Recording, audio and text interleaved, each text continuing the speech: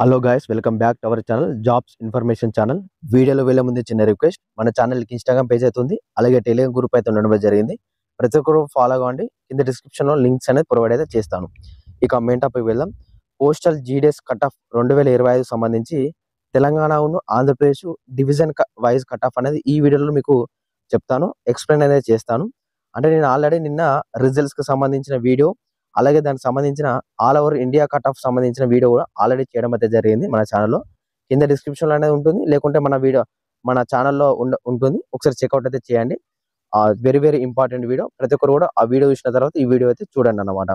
Next మన ఈ postal GDS సంబంధించి ఎంతమంది అప్లై చేశారు అనేది కూడా మీరు ఆల్రెడీ నిన్న నైట్ అయితే ఆ వీడియో చేయడం అయితే జరిగింది. ఆ వీడియో కూడా ఒకసారి చూడండి. ఆ రెండు వీడియోలు వచ్చేసి కింద డిస్క్రిప్షన్లో ఉంటుంది, మన ఛానల్ కూడా ఓపెన్ చేస్తే మీకు కనబడుతుంది. ఇక మెయిన్ టాపిక్ వెళ్దాం.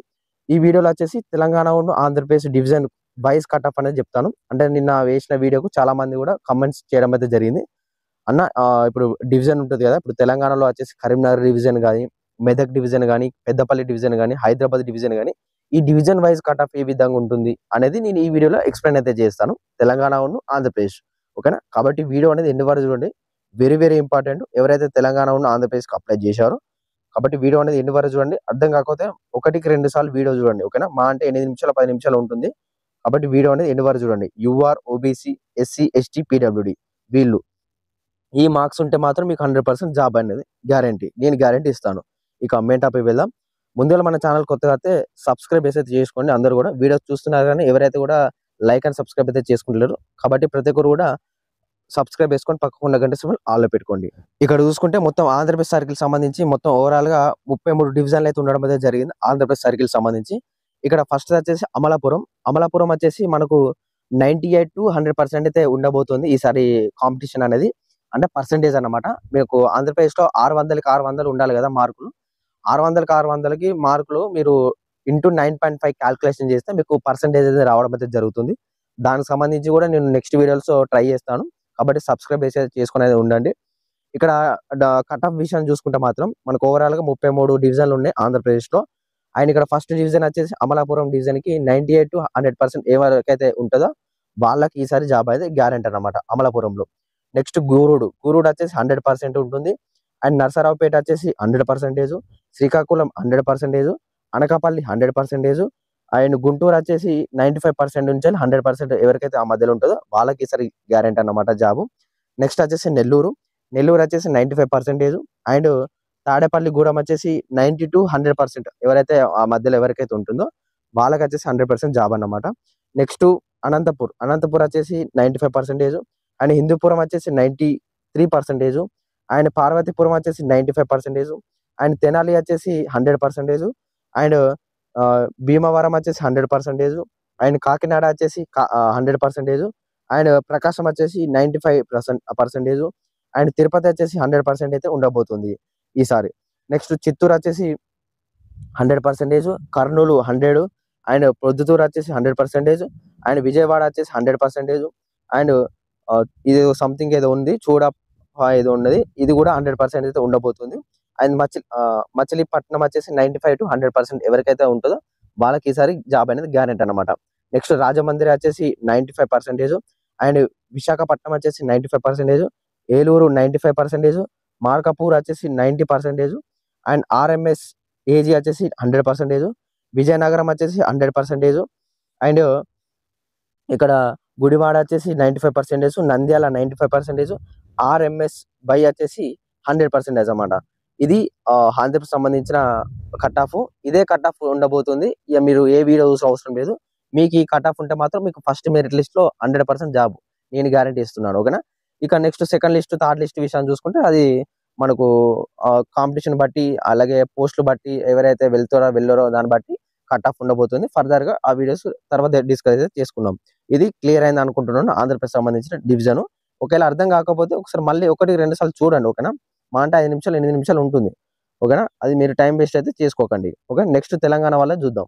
మనకు తెలంగాణ సర్కిల్లో 18 డివిజన్లు అయితే ఉండడం అయితే జరిగింది. అంటే మనకు ఆంధ్రప్రదేశ్ వాళ్ళు తెలంగాణ కూడా అప్లై చేసుకోవచ్చు, చేసుకున్నారు కూడా చాలా మంది కూడా మన సబ్స్క్రైబర్స్.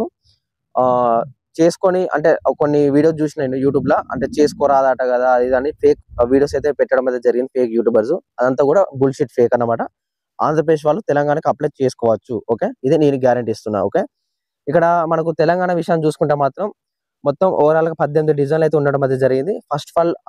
ఫస్ట్ డివిజన్ వచ్చేసి ఆదిలాబాదు. ఆదిలాబాద్ విషయం చూసుకుంటే లాస్ట్ టైమ్ 100% ఉన్నది. మరి ఈసారి కూడా అదే పొజిషన్‌లో ఉండే అవకాశం అయితే ఉంది. 95-100% అయితే ఉంటుంది ఆదిలాబాద్‌లో.